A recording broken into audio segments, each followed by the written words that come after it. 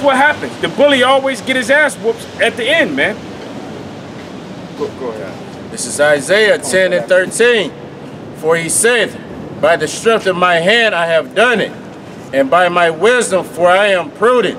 So start at 12. Salaki got it. Isaiah 10 and 12. Wherefore it shall come to pass that when the Lord hath performed his whole work upon Mount Zion and on Jerusalem, I will punish the fruit of the stout heart of the king of Assyria, and the glory of his high looks. Which that happened, but then this also can be equated to the so-called white man, you know, because he's being the same way in the earth, man. He has a stout look. He's very proud, man. For he said, but by the strength of my hand I have done it, and by my wisdom, for I am prudent, and I have removed the bounds of the people, and have robbed their treasures. So hasn't the so-called white man done that? Look at this shit, man. But hasn't he done that? Hasn't he went into every last country, conquered the country, you know, changed its democracy, you know, gathered the people together, brought the people together here in America? And the Most High ain't with bringing everybody together. The Most High, he is a separatist. That's the reason why in Deuteronomy 32 and 8, it says when the Most High have separated the people, he set the bounds of them according to the children of Israel. The Lord separated the people. Proud shit. And when you go into Genesis, when reading about the Tower of Babel, the people were trying to come together and unify themselves. The same way that America is trying to bring the people together. But the Most High wasn't with it. So what did he do? He scattered the people, man. He separated their tongues. But now America is bringing everybody, basically doing the same thing. You got everybody speaking English everywhere. Back then the people were under one language. Hey, they're under one language right now, which is the English language, man. Okay. Now it's the spirit. You just had a bus go by saying Toledo basketball. You had Jake join hand in hand with Esau, having their hands together and shit in a roundup, you know, getting ready for a game or whatever. And you know, like the I saying, the Lord ain't with that shit. You know, he gonna cut all that shit asunder. All right. But this is continuing from Isaiah 10 and 12. 5 years after the Great Depression. And have robbed their treasures, and have put down their inhabitants like a valiant man.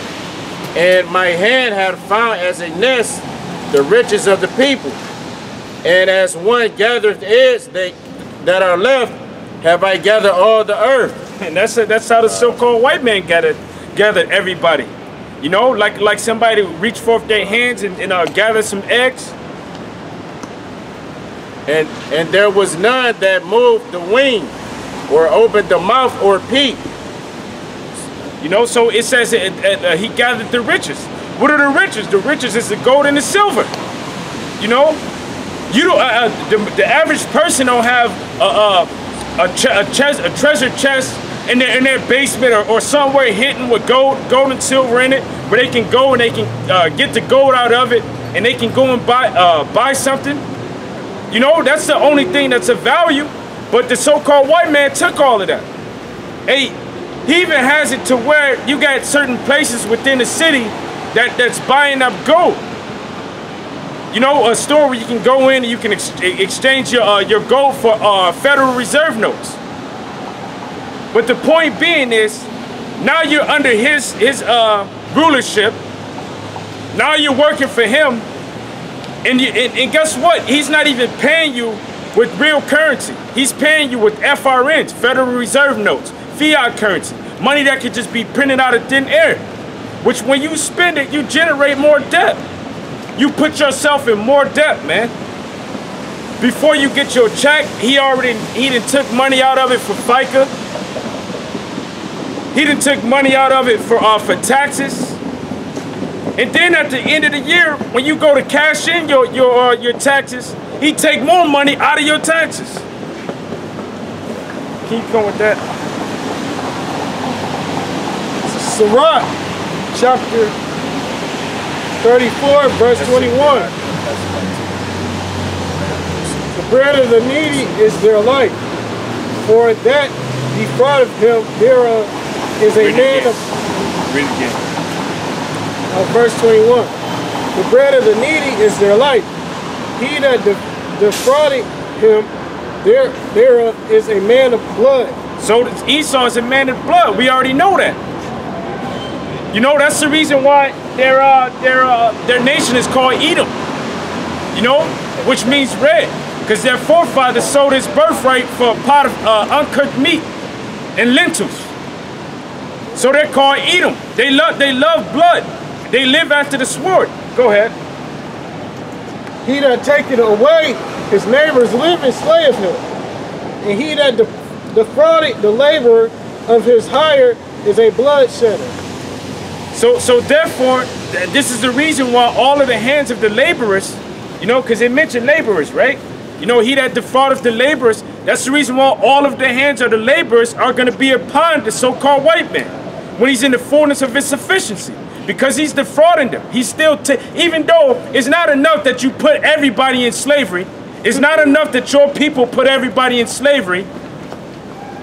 Now they want to defraud them of their wages and their living. Therefore, your children are going to go into slavery right along with you. That's right. Thus saith the Bible. We're going to have to get him. Read it again. He that taketh away his neighbor's living slayeth him. And he that defrauded the laborer of his hire is a bloodshedder. And he that defraud the laborer of his hire is a bloodshedder. You know, at the end of the day, that's when you're supposed to receive your wages. And you're supposed to receive either a talent of gold or a talent of silver. You're supposed to receive something of value. But at the end of the day, when you go home, you clock out, you probably don't even have no damn gas in your car to make it home, man. You at work and you're working and you ain't got no money in your pocket, man. You're starving.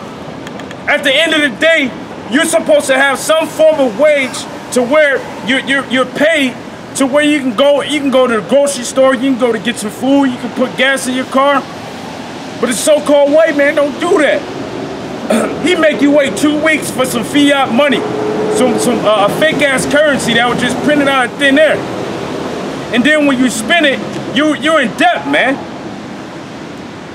When you spend it, you're in more debt than hey, and that's the reason why it's better to not have been born, man. You know?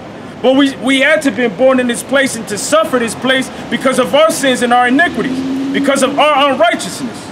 You know? But guess what? Hey, the time of our salvation draweth nigh, man. And our iniquity is at an end. The Most High is now, he's now having mercy upon the nation of Israel again, beginning with the elect. And so you people have to pay for all of the things that you did to his people, man. Oh, this is a quick precept. This is Sirach 5 and 6. Let's see. 5 and 7, Salakia. Make no tarrying to turn to the Lord and put not off from day to day, for suddenly shall the wrath of the Lord come forth, and in thy security thou shalt be destroyed and perish in the day of vengeance. Set not thine heart upon goods unjustly gotten, for they shall not profit thee in the day of calamity. You know, hey, the time is now, you know what I'm saying? Tomorrow's not promised, you know what I'm saying? And you know, so it's time to, you know, to seek the Lord, get out here on the highways and byways, you know what I'm saying? Watch the videos, you know, read the book, you know what I'm saying? And come to the Lord, huh? Proactive. Yes. Be proactive. Yeah, good point. Yeah, be proactive rather than how they say stagnant. You know? Because you gotta react after something happens. Yep. So we gotta go pro-link before. Yeah. Yeah, so you go. You got to make sure when you come back to react, man, that's because something already happened. Yeah. So you want to go. Hey, that's the reason why the scriptures say my people will be willing in the day of the Lord. You know, but it's going to be too late, you know, because now you're reacting. You wasn't proactive. Because it's only our duty, our small little duty of men, as Israelite men, to come and be part of this. Hey, look, this is what Israelite men do. Every Israelite man that's around here, from the old to the young, we should be out here on the highways and byways. Each corner should be engulfed with Israelites, man. It should be just Israelites everywhere across the globe protesting this goddamn government, man. When elder men of Israel would stand up and speak, the whole congregation, the whole nation of Israel would join themselves to them and sit down and listen to them. And right now, it was systematically dead that it weakened every man before at this time. Because in the 60s, in the 50s, the 20s, they had the roaring 20s where they was jukeboxing and shit see, all it was entertainment that went on for the last 100 years because it was serious as slaves. So they really had little times, they never really had relief as slaves, but they had little times where they got more freedom. It became more of an entertaining thing. What the entertainment mean to distract you from the real reason that things are going down in this society, man. Because at least they look, man, they ain't out here just they're not out here just got these agendas for no reason. They pray to the spiritual demon Satan, and then they get their answers. Hey, look, start making them distracted, make them singers, make them athletes. Fight your slave against this slave. Okay, now it's entertainment. Oh, Black Buck he's the big buck. He's winning. He killed. They made you kill to the death back then. Well, hell, they got boxing now and UFC, and they do this because they know that it's like the brother said, it's gonna keep the people entertained. So now the people are in a docile state of mind. They're not looking forward to rebelling against this place. You know, because they're suffering as laborers. Right. They're being defrauded of their wages. They're just looking for entertainment, the next good moment, something that's going to make them feel good. Man. And let's put the Super Bowl. Let's put the NBA championship. Let's give them 7 days. Let's give, matter of fact, let's give select teams go to Game 7 each time while we passing laws. And they turning their back to the real agendas. Oh, some of them know the agenda, but you know most of them had their foot in, foot out, in, back, mostly out. The whole grip is what's the next new shoe? Let's put the next new shoe. Let's let LeBron some shoes. Let's get Michael Jordan. Let's they kill for each other for Michael Jordan. They'd kill each other for a pair of shoes. Well, a pair of some leather. Some shoes that cost $2 foam, to make. Foam, $2 to make. And we're gonna charge them, we're gonna charge them fiat that's represent to them as a lot of money. Because now you buy a pair of Jordans, when I was coming up, Jordan was expensive at $125. So now it doubled. It basically doubled. Now people were selling them for more. 200. Yeah, $275. LeBron's $380. $380 for some shoes. That's bread. When right, $500, man. People were paying $400 for a pair of shoes, but they couldn't get them in line. That's funny because this is new Jake at my job that just got hired, and he was talking because we was talking about money and the economy and shit. And he was like, "Yeah, man, I got paid $600 because I was working at Foot Locker at the time. I spent whole check, basically the whole check because he got half off at Foot Locker, so he just spent his whole check on Wall Street. That's stupid. You get half off. He was complaining that he don't have any money to begin with to even pay for the shit. And that's called conspicuous consumption. Because Israelites, they grew up never having anything, man. You know, we're the lowest of the low. We're the poorest of all people, man. Hey, even an African over in the bush of Africa is in a better condition than we are. That's true. And you want to know why? Because they can come here to America, they'll get an education, they'll get a job working at some bank teller or some at a bank, you know, or at some school or doing some